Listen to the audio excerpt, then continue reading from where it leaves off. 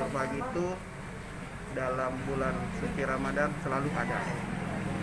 Nah, kali ini yang beruntung ada.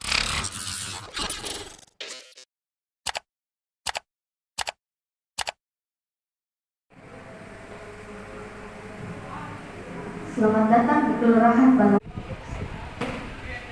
Kami lakukan namanya BNI Berbagi itu dalam bulan suci Ramadan selalu ada.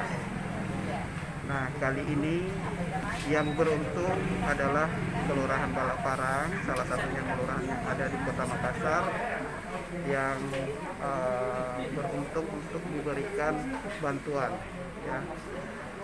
Nah, harapan kami di kondisi COVID-19 ini, ya momennya tepat sekali ya untuk berbagi bulan Ramadan plus COVID-19, di mana masyarakat banyak yang kena dampak.